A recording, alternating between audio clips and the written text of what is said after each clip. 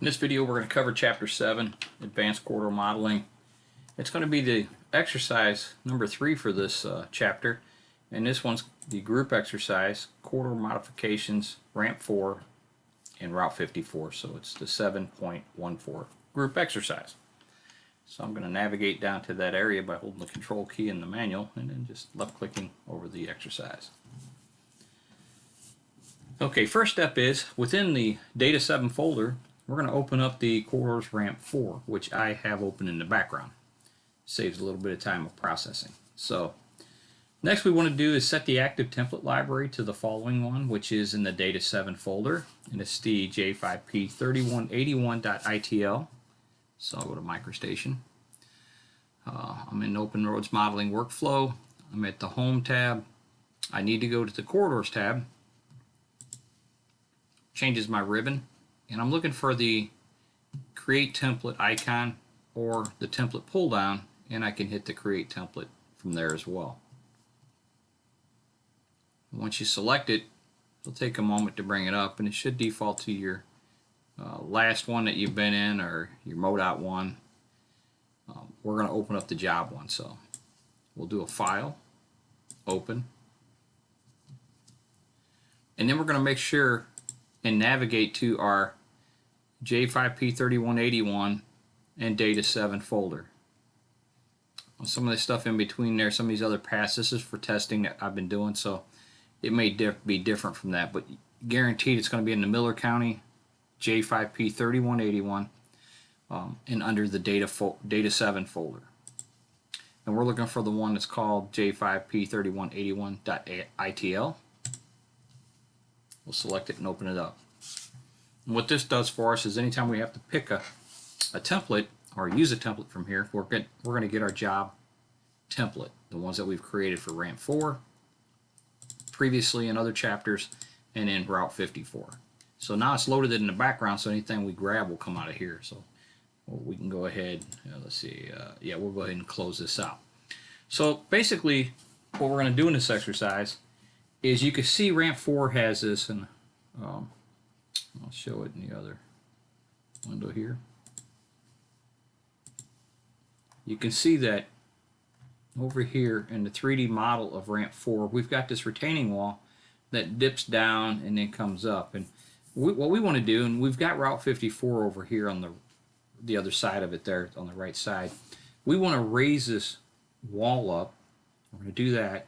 We're going to modify some end conditions on this Ramp 4, some end conditions, and we're going to do the same thing on Route 54 to make this all, this retaining wall taller and give us a more manageable end condition situation through between the two corridors that we have out here. So that's what the main project, our main part of this exercise is going to be about.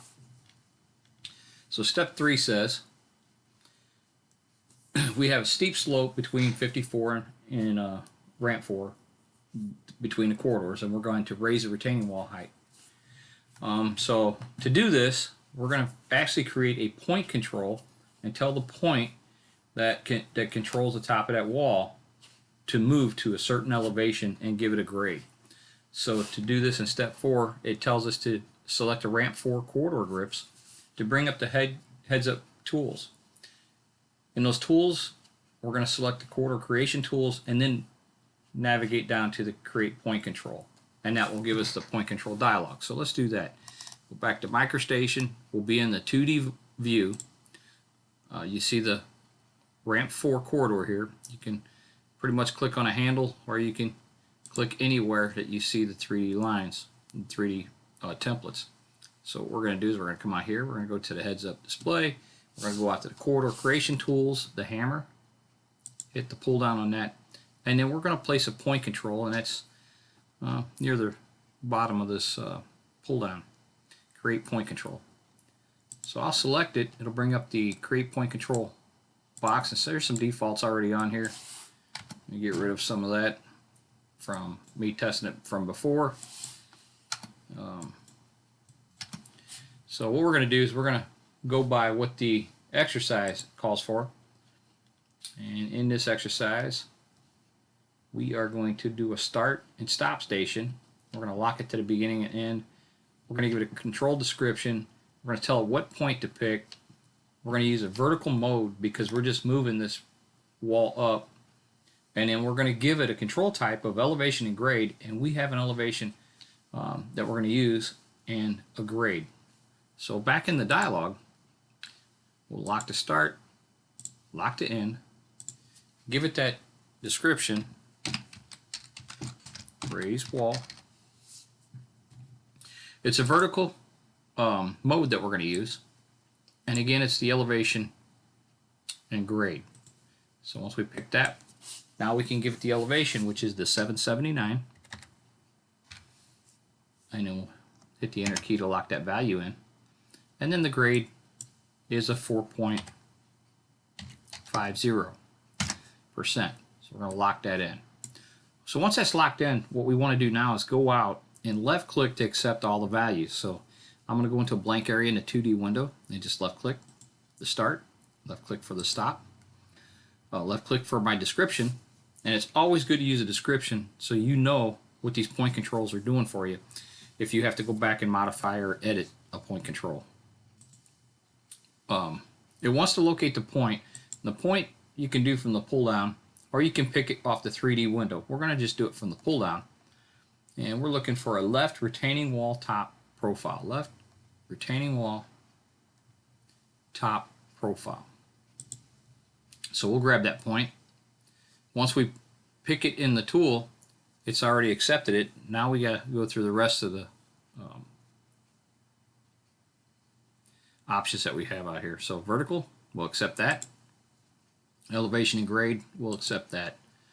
And the elevation of 779 and the grade of 4.50%. So we'll accept that. And priority deals with if we had another point control that was on that point, we could give it a different priority. We won't have one on that point. So we'll go ahead and use priority of 1. And then it'll process, and you'll see over in the 3D window that that wall has raised up to the elevation that we want, and it give us that grade that we want as well.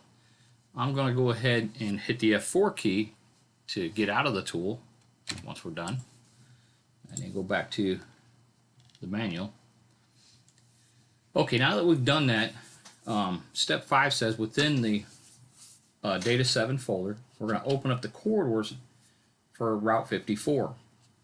So the next few steps, we're going to modify the right Route 54 fill slope point in the area of ramp 4 corridor using an in-condition override exception. Okay, so that's something that you can do. You can come out here and remove this in condition. You can see in the picture here, we've got ramp 4 under there, but we can't see it because 54's in condition are shooting out to the surface, the active surface, and not giving us our ramp 4. So we got to fix this.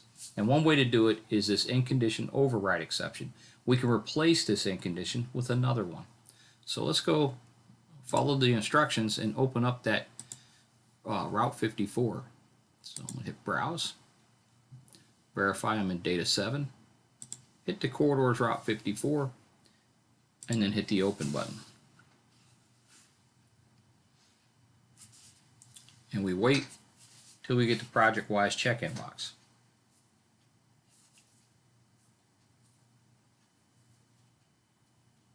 And since we've made these changes to this ramp 4, we will want to check it in.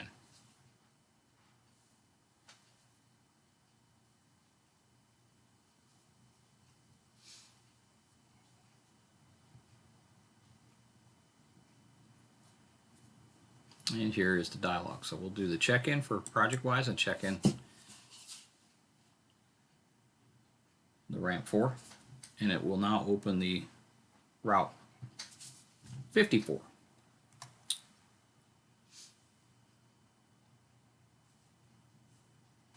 Okay, so I'm going to use my middle mouse and just zoom in a little bit to see ramp 4 and 54. And you can see what we have over here in the 3D window. Route 54 is still running over that. So let's try to fix that.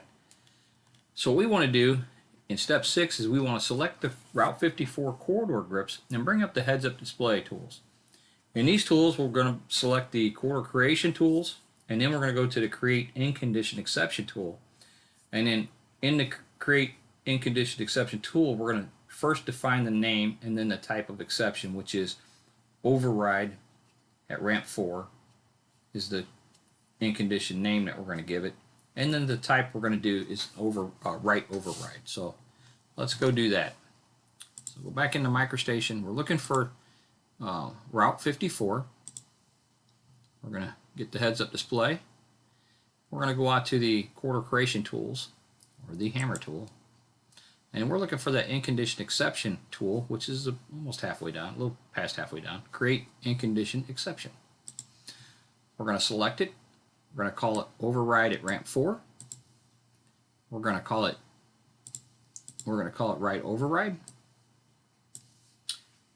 So once we have that picked in there, you can see there's other types of in condition exceptions that we can do. We can do transitioning with this. We can also do a backbone only, leaving just the pavement and the backbone of the template. So we're doing a write override. We're overriding this right side, and it's right because it's the right side because the stationing runs from north to south. So our templates run that way. So if you flip the template around and run it north to south, the right side would be over here, the left side of the screen, of course.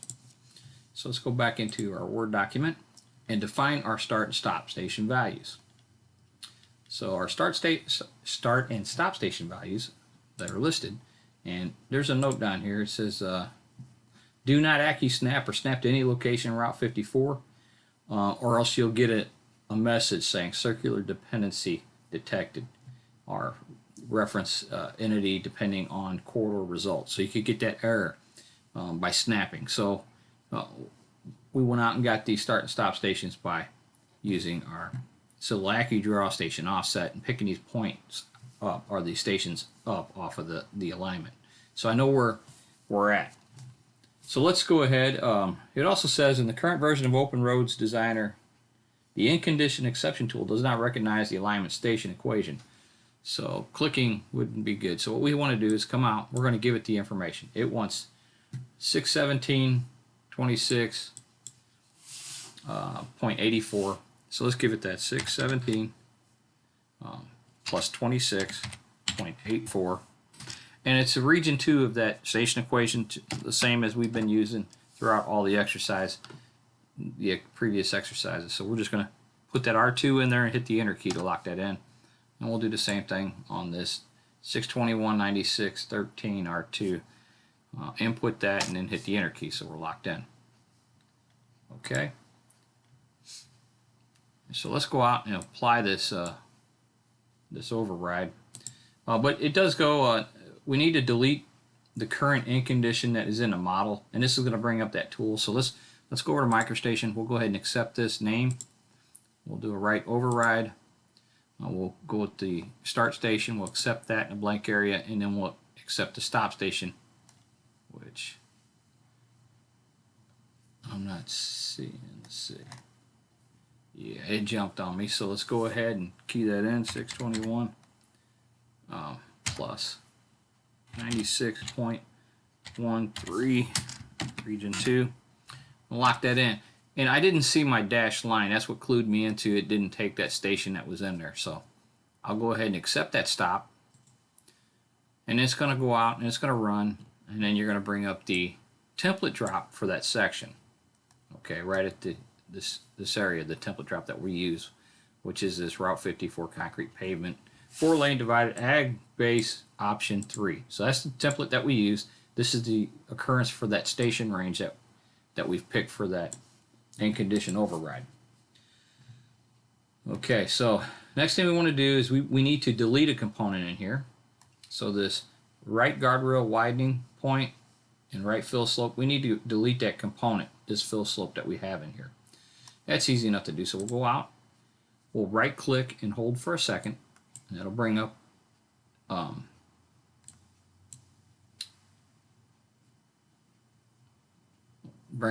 some options. We want to delete components. That's what we want to do. So we just simply draw a line through it, and the components are deleted. You still see the ghosting of where that component was or that fill slope was.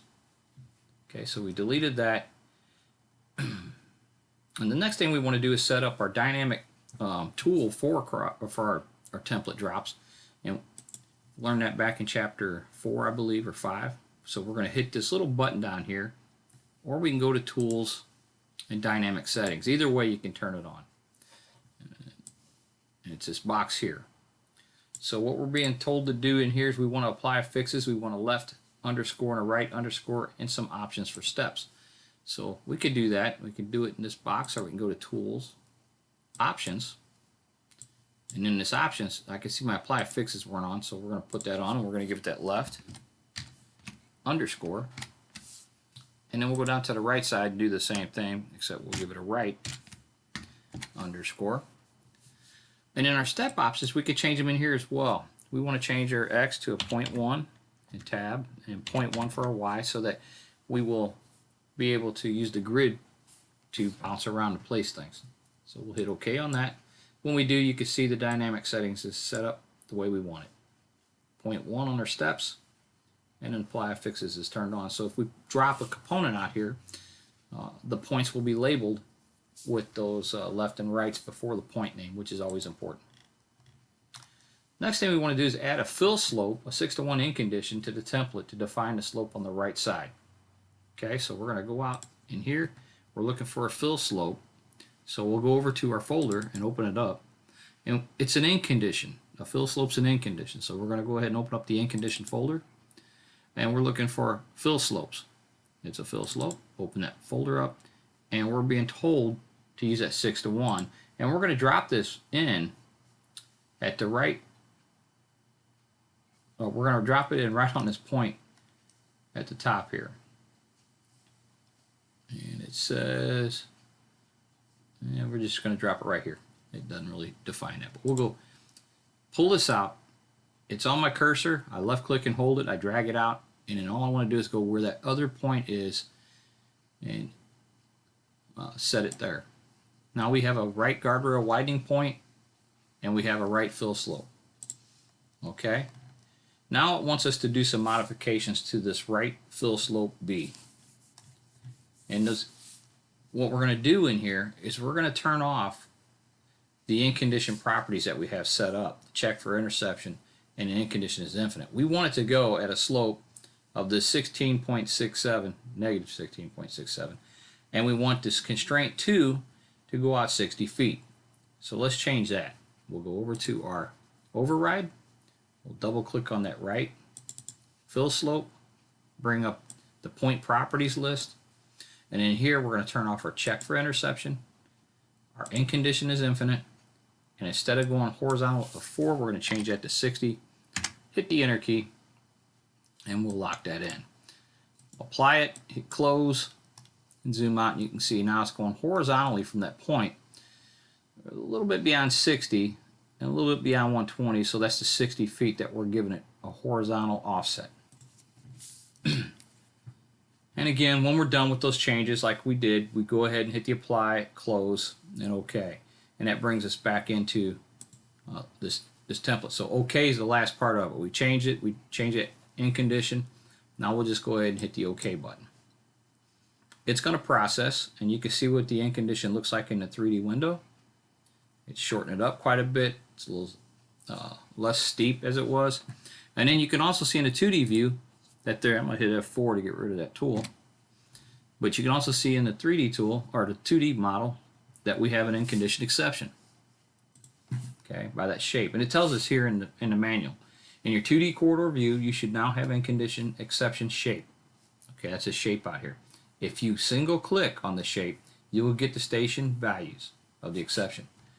So let's look at that. If I single click on it, yep, I can get my station values here that we've set up. It also says if you double click on the shape, you will edit the exception. So let's try that. So if I go double click, I couldn't get this to work earlier. So the other option is you can select it, have your heads up display, and hit the edit in condition exception. So you can come out here, maybe you didn't like your slope, you want to change that. You can come out here and change anything pertaining to that in condition that you created. Maybe you don't like this slope that you put in. Maybe you want something else in here. You can remove that or edit it however you want. So this in condition exception tool, it can be edited. So I'm going to leave it like it is and just hit OK.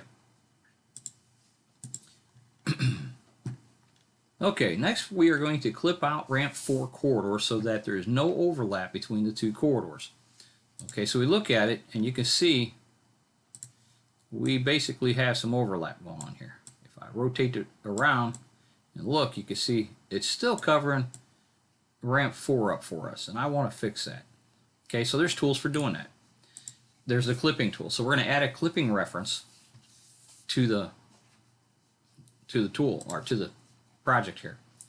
Okay, so select the Route 54 corridor grips and bring up the heads up tool. Okay, so we're going to do that. Route 54 is the large one. And then we're going to go to our clipping tools and we're going to add a clipping reference. Okay, so that would be the third option down, clipping reference. And once I select it, it's going to ask for a clipping reference. We're looking for that ramp 4 corridor. So we're going to find one of them handles out here and select it.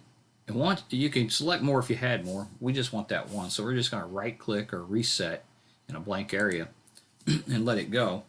And it's going to process out. And you can see in the 3D window that it's clipped out right where ramp 4 is. That's what we wanted it to do.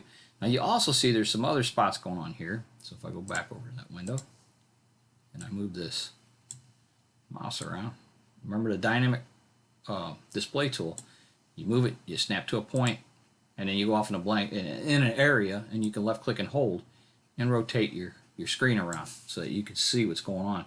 And I can see we've got some more stuff here that we're going to have to fix. We're going to make this all look really good by the time we get done, but there's some more edits we need to do. And in the next step, it tells us you'll notice the area at the end of a ramp 4 corridor that it is still protruding out from the Route 54 corridor. So what we're going to do is we're going to adjust the end station of the in condition exception in our 2D window, and we're going to use a station value of 621 plus 47 and give it to region 2. But remember, you don't want to snap. You want to find that station value out and use it. So we came out, snapped to the station value using the Civil AccuDraw tool. We got our station offset. We know what it is, and now we're going to apply that to this station equation. So I'm going to come out. Let's see if I got that over far enough so I can read the number. Yep. So I'm going to come over into my 2D view. I'm going to select that in condition exception, and right now the value we have is 621 plus 9613. We want to change that, so we're going to go 621 plus 47 space R2, and then hit the enter key, and it's going to process, and it's went out a little bit more and clipped off a little bit more. Still got some more stuff to work on, but we're getting there. Let's see, station 621. Okay, we did that. You see it came up to this point, just like ours did. And then the next part is we want to open up the ramp 4 file and do some work in there. Okay, so we're going to do some target aliasing, and this way these two corridors will talk to each other. Okay, so far we're on track. We're doing good. We'll go ahead and open up that ramp 4. Browse over, hit our ramp 4. Corridors ramp 4. We'll select it. Hit the open button. And this is a lot quicker, so we'll hit check-in.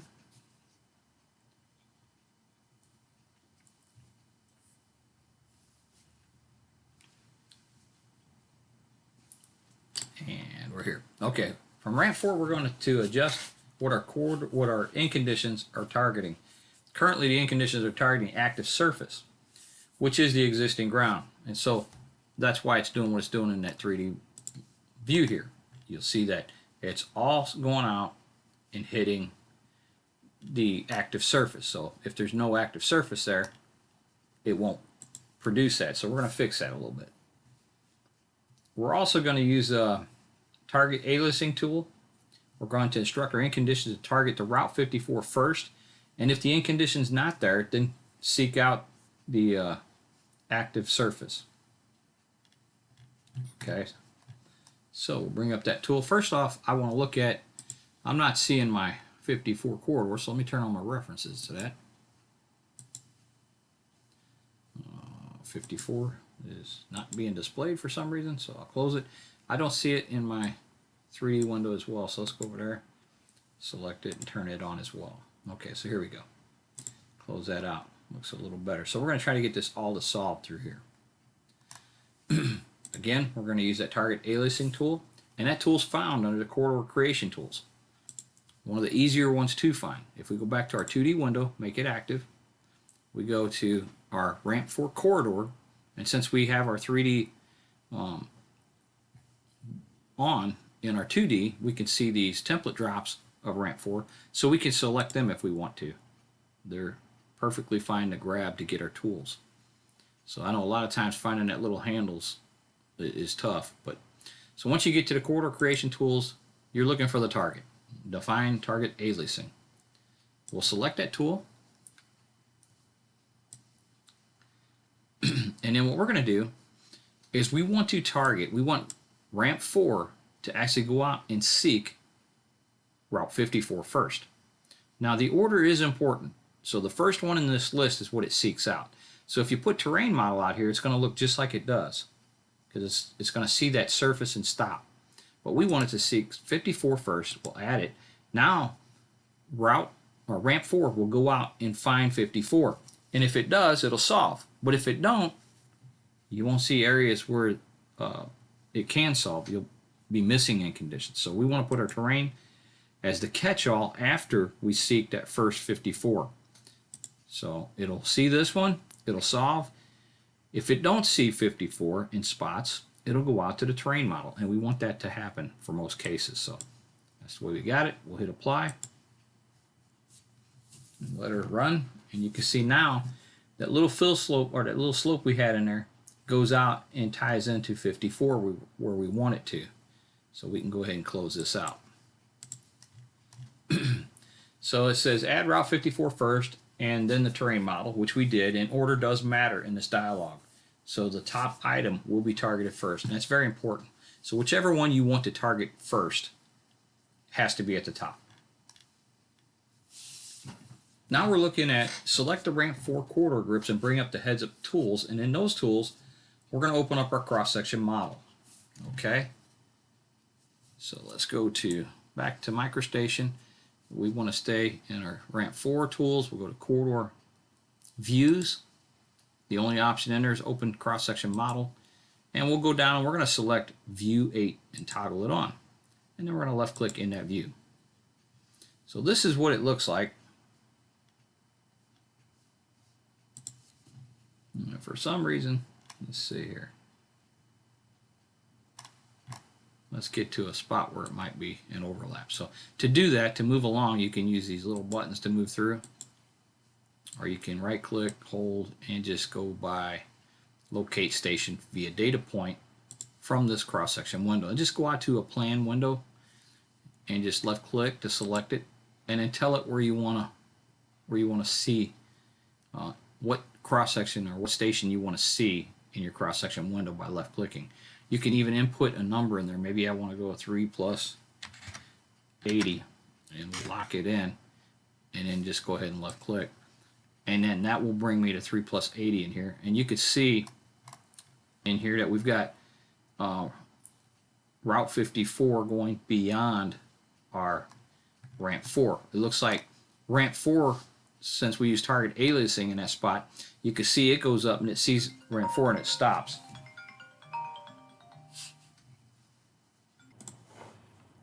So what you see here going on is the ramp 54 doesn't see the target aliasing and the clipping out. So let's look back at the manual. It says you will notice an overhang in 54. You will need to open the 54 Route 54 DGN file and let the corridor process and the changes to ramp 4 ramp 4. Remember, the 54 corridor was clipping out ramp 4 corridor. So let's do that. Let's go over to the 54. That's what it tells us to do. And then it says to, if need be, because it should look nice, if needed, then we'll have to process the corridor. So let's go over to that right now. We'll do a file, browse, and we're going to go to our corridors, Route 54. Hit the open on that. And wait for our ProjectWise dialog for the check-in.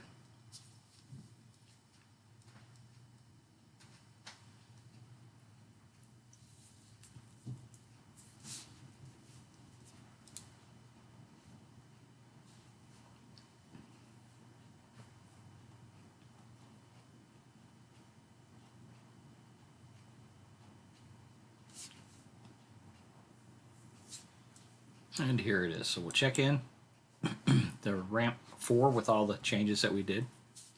Target aliasing. Now we're on 54. And we'll see how it looks when we come across, when it comes into focus here. So